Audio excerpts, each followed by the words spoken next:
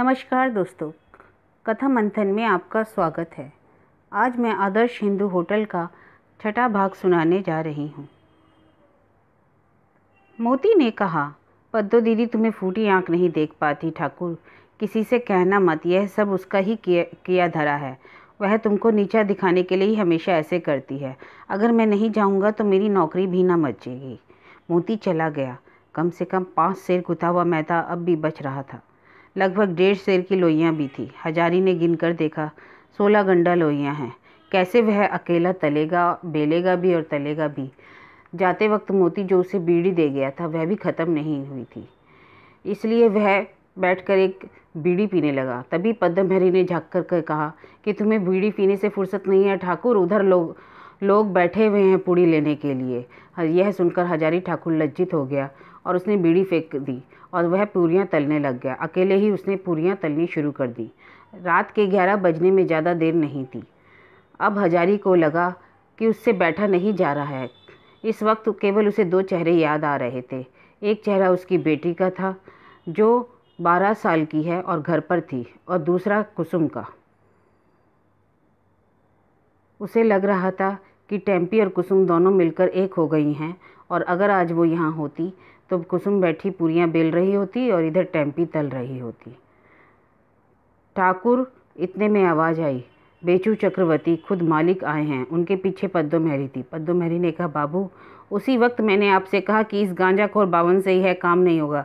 देखते नहीं गांजा पीकर मतवाला हो रहा है, काम होगा कैसे। हजारी ने इन सब बातों में ध्यान नहीं दिया और जल्दी जल्दी पूड़ियों की लोइयाँ उठाने लगा और तलने लगा। बाबुओं के यहाँ का आदमी आकर बैठा हुआ था। जितनी पूरियाँ बन गई हैं उतनी ही दे दो, वो लेकर चला जाएगा। बेचू चक्रवर्ती ने कहा कि जितनी पूरियाँ हैं उतना ही दे दो, बाकी बचे हुए मैदे और घी का दाम तुम्हारी तनख्वाह से काटा जाएगा। गांजाखोर बामन से कभी कोई काम होता है। तो हजारी बोला, आपके होटल का तो सारा बंदोबस्त ही उल्टा है बाबू। मोती को छोड़कर दूसरा कोई तो पूरियाँ बेलने के लिए आया ही नहीं। मोती भी गाड़ी के वक्त ग्राहक बुलाने चला गया। मैं अकेला क्या करूं? बेचू चक्रवर्ती ने कहा, यह सब मैं नहीं जानता ठाकुर, उसका दाम तुम्हें देना होगा। ग्राहक अपना ऑर्डर वापस ले तो उस माल का नुकसान मैं नहीं सह सकता, वह भी गुथे हुए लोई और कटे मैदे का। हजारी ने सोचा, ठीक है, अगर इन सब चीज़ों का दाम उसे ही देना है तो वह खुद ही पूरियाँ छानकर खुद ही ले लेगा। रात 11:30 बजे तक खटकर और मोती को कुछ हिस्सा देने का लालच देकर उसने पूरियाँ बिलवाई और सारे मैदे की पूरियाँ उतार ली। मोती अपना हिस्सा लेकर चला गया। पद्महरी ने झाँक कर कहा, अभी तक बैठे पूरियाँ ही उतार रहे हो, मुझे थोड़ी सी दे दो। और कहकर खुद ही अंगूठा बिछाकर उसने 25-30 गरम गरम पूरियाँ ले ली। ठाकुर को ना कहने की हिम्मत नहीं हुई। बहुत रात बीते। कुसुम ने आंखें मलते मलते देखा कि हाथ में एक बड़ी सी गठरी लिए हजारी ठाकुर खड़े हैं। उसने अचरज से पूछा, बाबा ठाकुर, क्या इतनी रात को क्या हो गया? हजारी बोला, इसमें पूरियाँ हैं बेटी, होटल वालों ने ग्राहक की पूरियाँ तलने के लिए दी थी। बेलने वाला कोई आदमी नहीं था। 5 सेर की मैदे की पूरियाँ नहीं ली, सो दाम मुझे ही देना पड़ा। ठीक है, अगर मुझे दाम देना होगा तो मैं ही लूँगा, इसलिए मैं तुम्हारे लिए गरम गरम पूड़ियाँ लेकर आया हूँ। तुम सो गई थी, लो बेटी गठरी रख लो, कल सवेरे खाना। अगर हो सके तो बच्चों को उठा के गरम गरम पूड़ियाँ थोड़ी खिला दो। पूड़ियाँ अभी भी गरम और ताज़ा हैं, मैंने अभी अभी तली हैं, 12:30 के ज़्यादा ना होंगे। होटल से लौटकर हजारी ठाकुर का मन कैसा हो गया। उसने एक दुस्साहस का काम किया। उसने मोती को जगाकर बोला, मैं रात के 3 बजे की गाड़ी से घर जा रहा हूँ, इतनी पूड़ियों का क्या करूँगा, जाकर घर वालों को दे आऊँ। तुम हो ही, कल 10 बजे की गाड़ी से लौटकर खाना बनाऊँगा, मालिक से कह देना। मोती ने घबराकर कहा, इतनी रात को तुम पूरियाँ लेकर जाओगे? आखिर इतनी पूरियों का मैं क्या करूँगा? यहाँ रहने पर सवेरे जो सो खाएंगे। घर पर बाल बच्चे हैं, उन्हें खाना नहीं मिलता, कम से कम उन्हें दे आऊँ। 2 पैसों का तो खर्च है, उनके मुँह में पूड़ियाँ तो जाएंगी। अब हजारी से सोया नहीं गया। वह रात के 3:30 बजे स्टेशन पर जाकर घर का रास्ता पकड़ा। 3 कोस चलकर वह सवेरे सवेरे होने के बाद अपने घर जा पहुँचा। हजारी के मकान में खरपतवार की 2 कोठरियाँ और एक छोटा सा आंगन है। जाते ही हजारी ने अपनी स्त्री को चीख पुकार लगा दी तो उसकी स्त्री ने उठकर दरवाज़ा खोला। पति को इस हालत में देखकर उसने कहा, आओ आओ, रात की आखिरी गाड़ी से क्यों आए जी? यह भीहड़ रास्ता, अंधेरी रात, उस पर सांपों का खतरा भी बढ़ जाता है। अभी अभी 2-4 दिन पहले 2-3 आदमियों की मौत भी हो चुकी है। अपने गांव में? हजारी ने पूछा। नहीं, अपने गांव में नहीं, दूसरे कबाड़ा पाड़ा में। हजारी ने पुड़ियों का असली किस्सा उसे नहीं बतलाया। स्त्री के आनंद और आग्रह भरे प्रशंसा के उत्तर में सिर्फ इतना ही कहा, मुझे मिला है, भगवान ने दिया है, सब लोग मिलकर खा लें, टेम्पी को थोड़ा ज़्यादा खिला देना। उस दिन किंतु सवेरे की गाड़ी से हजारी रानाघाट नहीं लौट सका। दोपहर के बाद वह कुसुम के बाप के घर में गया।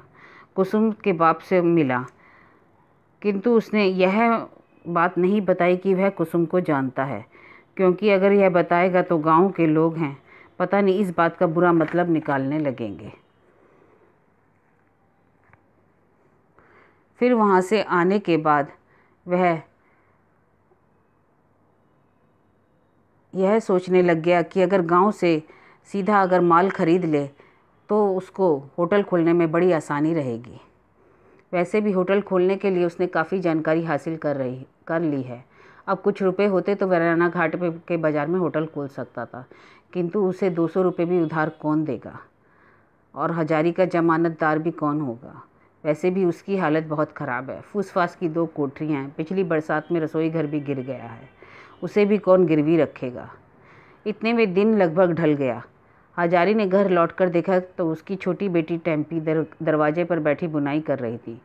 टेम्पी ने बाप को देखकर कहा, तुम्हारे लिए आसन बुन रही हूँ बाबा, कल तक अगर तुम रुक सको तो तैयार हो जाएगा। हजारी मन ही मन हंसा और बोला, रंगीन ऊनी आसन बिछाकर वह खाने बैठा है होटल में। तो उसकी बेटी ने कहा, देखूँ कैसा आसन है, वाह अच्छा तो है, तूने बुनना कहाँ सीखा। टेम्पी ने कहा, मुखर्जी बाड़ी की नीलादी और अत्सीदी से। हरिचरण बाबू गांव के जमींदार हैं, वे आए हुए हैं, महीने भर से लोग वे रहते हैं गांव में। अत्सीदी बहुत बढ़िया गाना गाती हैं, आप सुनोगे बाबा? क्या तूने कुछ गाना सीखा है? हजारी ने पूछा। टेम्पी ने लजाए हुए स्वर में कहा, 1-2 गाने सीखे हैं, वहाँ बजाने वाली मशीन भी है जिससे गाना चलता है, रोज़ शाम को अत्सीदी बजाती हैं। चलो बाबा, बहुत चुन चुन कर बढ़िया गाने हैं, हम लोग सुनते हैं। हजारी ने पूछा, हरिचरण बाबू की तबीयत ठीक है क्या? यह तो मैं नहीं जानती, लेकिन रोज़ ही तो बैठक खाने में बैठे लोगों के साथ बातें किया करते हैं। एक दिन उन्होंने बैठक खाने में मशीन का गाना बजाया था, कैसा बढ़िया गाना था। इस गांव में हरिचरण बाबू ही ऐसे आदमी हैं जो पढ़े लिखे हैं, जिनका मान आदर है, जिनके पास धन दौलत है। वे लोग इस गांव के जमींदार हैं, लेकिन बहुत दिनों से गांव छोड़कर चले गए थे। तब से उनका मकान खाली पड़ा हुआ था। इतने दिनों में तक उसमें 2-1 बड़ी बुआ, मौसी, चाची के अलावा कोई नहीं रहता था। अभी 4-5 महीने वे हरिचरण मुखर्जी के इकलौते बेटे की चेचक से कलकत्ते में मौत हो गई। बेटे की मौत के बाद वो लगभग पूरा परिवार यहीं आकर के रहने लगा। शाम के बाद हिम्मत करके हरिचरण बाबू की पुश्तैनी बैठक में हजारी बैठा हुआ था। बैठक खाने के सामने बड़े बड़े खंभों वाला सफ़ेद मार्मर का बरामदा है। बरामदे के सामने एक छोटा सा कमरा और उसके पास और एक कमरा। हजारी टेम्पी को साथ ले गया था। टेम्पी ने कहा, बाबा तुम बैठो, मैं अत्सीदी से जाकर कहती हूँ कि बाबा मशीन का गाना सुनने आए हैं, वे तुरंत तुम्हें गाना सुना देंगी। हजारी को बैठक खाने के सामने खड़ा कर कह टेम्पी बगल वाले छोटे दरवाजे के अंदर चली गई। हरिचरण बाबू बाहर आए और उन्होंने हजारी को देखकर ही कहा, अरे हजारी कैसे आए हो, आओ आओ, बाहर क्यों खड़े हो, कमरे में आओ, तुम्हारी बेटी की मेरी बेटी के साथ बहुत दोस्ती है। हरिचरण बाबू की उम्र 55-56 की होगी, रंग गोरा, लंबा चेहरा, बड़ी बड़ी आँखें, गले की आवाज़ भारी, बड़े शौकीन आदमी हैं। अभी भी इस उम्र में लड़के के मर जाने पर हर वक्त पहनने के कपड़ों में खासी शौकीनी और सुरुचि का परिचय मिलता है। हजारी असल में कर्ज लेने की बात करने आया था, लेकिन बैठक खाने में घुस कर जब उसने पुराने ज़माने के बहुत बड़े आईने में अपने को सिर से पैर तक देखा तो उसकी हिम्मत जवाब दे गई। हरिचरण बाबू के कहने पर वह एक कुर्सी पर बैठ गया। हरिचरण बाबू ने पूछा, चाय पियोगे हजारी? जी चाय। हजारी बोले, रहने दीजिए। हरिचरण बाबू ने कहा, इसमें तकलीफ़ क्या है, मैं तो अभी चाय पीता हूँ, ठहरो मैं ले आने को कहता हूँ। इसी समय बैठक खाने से टेम्पी और अत्सी आकर खड़ी हो गई।